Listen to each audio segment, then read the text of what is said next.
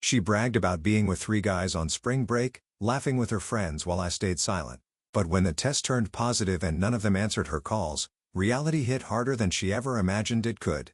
I, 29 male, should have seen the red flags when Meredith, 27, started planning her spring break trip with her single friends.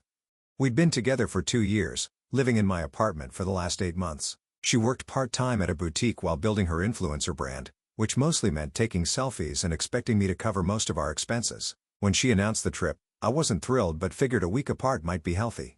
She and her friends Jenna and Tori had booked an all-inclusive resort package. I even gave her $500 spending money because she'd maxed out her credit card on new bikinis and vacation outfits. The week she was gone was actually peaceful. I deep-cleaned the apartment, caught up on work projects, hung out with my buddies. She sent a few texts here and there, mostly asking for more money, which I ignored and complaining about drink prices. She came back Sunday night, tanned and hungover. I picked her up from the airport and she spent the whole ride home on her phone, giggling at messages. When we got home, she crashed immediately. Monday evening, her friends came over for wine and to debrief about the trip. I was in my home office working but could hear everything through the thin walls. "Oh my God, Mur, I still can't believe you actually did it," Jenna squealed. "3 guys in 1 week, you're legendary," Tori added. I froze at my desk. "Blake was definitely the hottest," Meredith laughed. "That first night at the phone party? Incredible. But Trent had this whole mysterious vibe, you know? Met him at the Tiki Bar Tuesday." "What about the last one?" Jenna asked. "Xavier, the DJ from the yacht party. Friday night was, wow." More giggling. "I mean, what happens in Cancun stays in Cancun, right?" My stomach turned. I sat there, hands shaking, listening to my girlfriend of 2 years describe cheating on me with 3 different men like it was some sort of achievement. "Does Ethan know?" Tori whispered. "Are you kidding? No way, he thinks I was just hanging with you guys. He's sweet but boring." This was my last hurrah before I have to start thinking about settling down or whatever. I closed my laptop and walked into the living room. 3 faces turned to me. Meredith's going pale. "Cool story," I said, keeping my voice level. "Jenna, Tori, I think you should leave." They grabbed their purses and practically ran out. Meredith stood up, swaying slightly from the wine. "Babe, we were just joking around, you know how girl talk is. I heard everything. Mur, Blake, Trent, Xavier, the phone party, Tiki Bar, yacht." Her face crumbled. "It didn't mean anything. I was drunk. It was just vacation fun." "You need to leave," I said quietly. "Pack your stuff and go." "Are you serious right now? Over some meaningless hookups?" "Ethan, please." I walked to the bedroom and started pulling her clothes out of my closet, tossing them on the bed. She followed, alternating between crying and yelling. "You can't just kick me out. I live here. You're not on the lease. You've been staying here rent-free for 8 months. Pack your stuff or I'll pack it for you." She called me every name in the book while shoving clothes into her suitcases. Within 2 hours she was gone, texting me non-stop from her Uber. I blocked her number and went to bed. The peace lasted exactly 3 weeks. Update 1. I thought blocking Meredith would be the end of it. Changed my locks the next day, had her mail forwarded to her mom's address, even blocked her on all social media. My friends were supportive. Turns out several of them never liked her anyway, but kept quiet for my sake. Then last Tuesday I got a call from an unknown number during my lunch break. Against my better judgment I answered. "Ethan?" Meredith's voice was shaky. "Please don't hang up." "What do you want?" "I need to talk to you. In person. It's important." "We have nothing to talk about. I'm pregnant." The sandwich I was eating turned to cardboard in my mouth. I did quick math. She'd been gone 3 weeks since the trip, so about a month since. "Congratulations.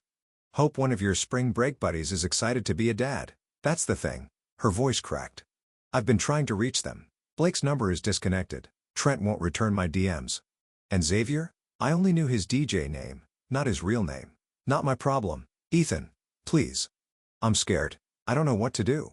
"Maybe you should have thought about that before cheating on me with 3 strangers." I hung up. She called back immediately from different numbers. Her mom's, her sister's, Jenna's. I didn't answer. Then the text started coming through Facebook Messenger since I'd forgotten to block her there. "The baby could be yours. We had sex the week before I left. You can't abandon me like this. I made a mistake but this is your child." I screenshot everything and made an appointment with a lawyer the next day. Better safe than sorry. The lawyer, Mr. Rodriguez, was straightforward. "If she claims it's yours, demand a prenatal paternity test. Don't sign anything. Don't give her money. Don't acknowledge any responsibility until you have scientific proof." 2 days later, Meredith showed up at my work. Security had to escort her out when she started screaming in the lobby about me abandoning my pregnant girlfriend. My boss called me in, concerned. I showed him the screenshots of her bragging about cheating. He winced and told me to take the rest of the day off. That evening, her mother, Diane, called from yet another number. "Ethan, sweetheart, I heard what happened. Meredith made a mistake, but surely you can forgive her. The baby needs a father. Diane, your daughter cheated on me with 3 men. The baby isn't mine. You don't know that. She says you two were intimate before the trip. One time, with protection. Besides, she literally told her friends about 3 other guys. Have her call them." She tried. "Those boys won't take responsibility. You've been together 2 years. Doesn't that mean anything?" It meant something to me. Apparently not to her. "Goodbye, Diane." The calls kept coming. Her sister Cassie, her friends, even her cousin I'd met once at Christmas. All with the same message. I needed to step up and be a man and support Meredith through this difficult time. Then came the social media posts. Meredith started a whole campaign on Instagram about deadbeat men who abandoned pregnant women. She was careful not to use my name, but anyone who knew us would know who she meant. The comments were filling up with supportive messages from her followers about how real men take responsibility, and he'll regret this when he sees his baby. I stayed quiet, documented everything, and waited. Update 2. Last week, Meredith's campaign escalated. She started posting ultrasound photos with captions like, 8 weeks and doing this alone because he refuses to acknowledge his child, and some boys never become men. My phone was blowing up with messages from mutual acquaintances asking if it was true that I'd abandoned my pregnant girlfriend. I had a simple response ready. She cheated with 3 guys on spring break and bragged about it. The baby isn't mine. Most people backed off after that, but Meredith's family doubled down. Her sister Cassie actually showed up at my apartment on Thursday night with Meredith. I saw them through my Ring doorbell and didn't answer. They stood outside for 20 minutes, with Cassie pounding on the door while Meredith cried dramatically. "Open up, Ethan. You can't hide forever," Cassie yelled. "My sister is pregnant with your baby. Be a man." I called the building security and they were escorted out. But not before Meredith screamed loud enough for half the building to hear. "I'll see you in court. You'll pay child support for the next 18 years.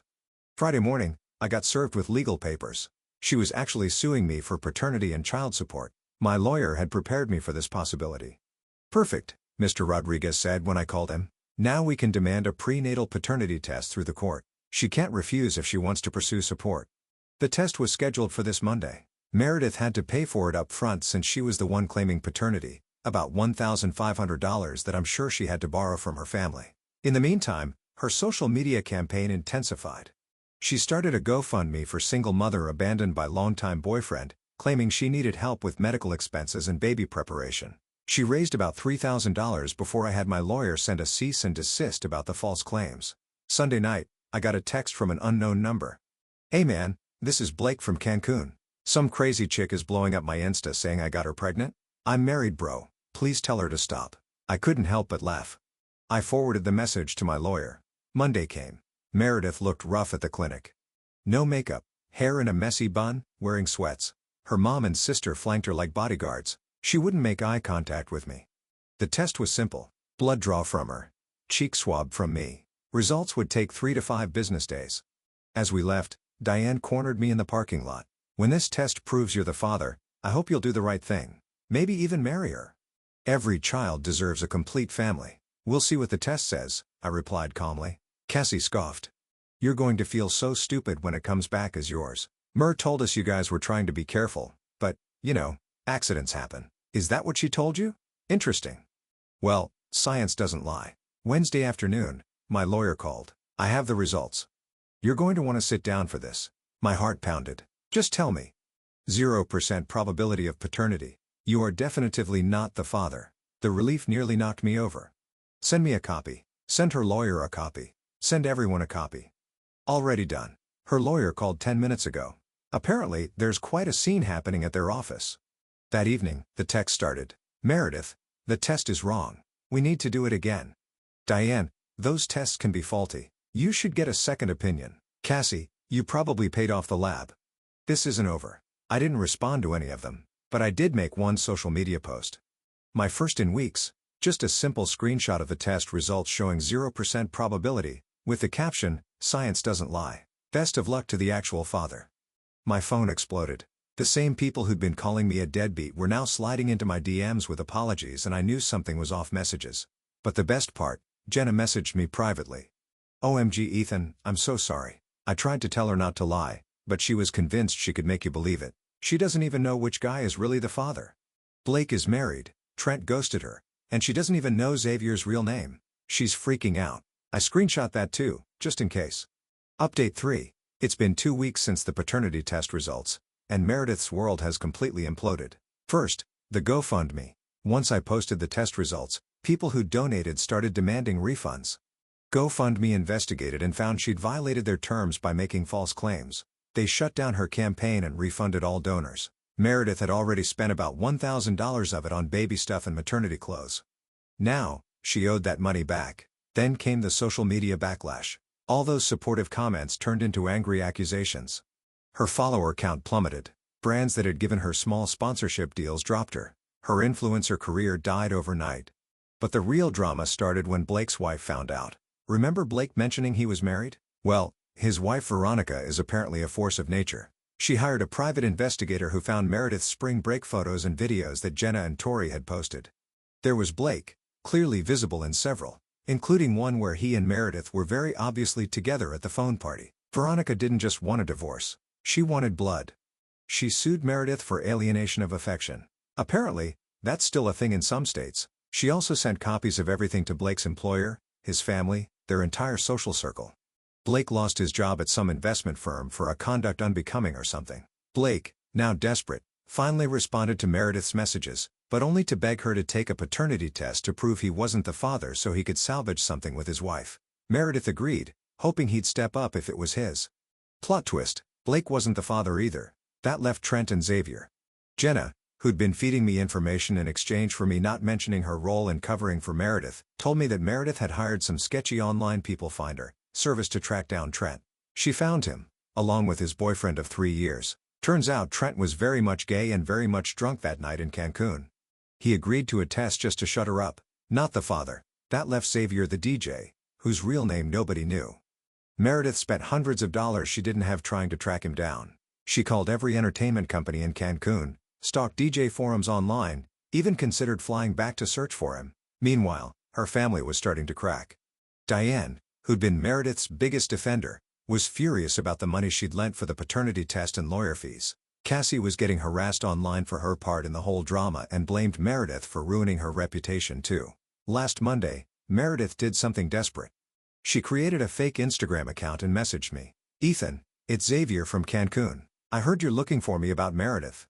I'm willing to take a paternity test, but I need $5,000 for my travel expenses. Can you help?"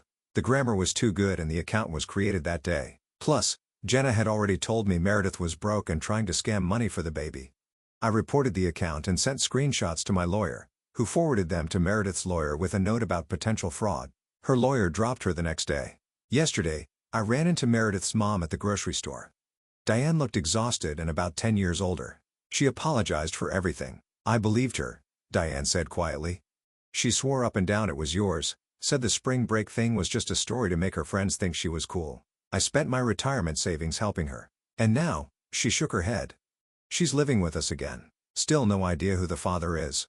Still posting on Instagram like nothing happened, talking about her journey as a single mother." "I'm sorry it worked out this way," I said, and I meant it. Not for Meredith, but for her family who got caught in her lies. "Can I ask you something?" Diane looked uncomfortable. Was she always like this? The lying? The manipulation? I thought about it. The little lies about where money went, the stories that didn't quite add up, the way she'd twist situations to make herself the victim. "Yeah," I admitted. "I just didn't want to see it." Final update. 1 year later. Figured I'd give one last update since people keep DMing me asking what happened. Meredith had the baby, a little girl. She never did find Xavier. Word through the grapevine is she put the baby up for adoption. It was a closed adoption, so that's all I know about that. She moved out of state about 6 months ago, deleted all her social media and started fresh somewhere else. Jenna told me she's working as a receptionist at some office and living with roommates. No more influencer dreams. Her family is still recovering. Diane had to go back to work at 65 to rebuild her savings. Cassie doesn't speak to Meredith anymore. The whole thing tore their family apart. Blake's wife divorced him. He paid out big in the settlement, moved back in with his parents last I heard. As for me, I'm good. Actually, I'm great.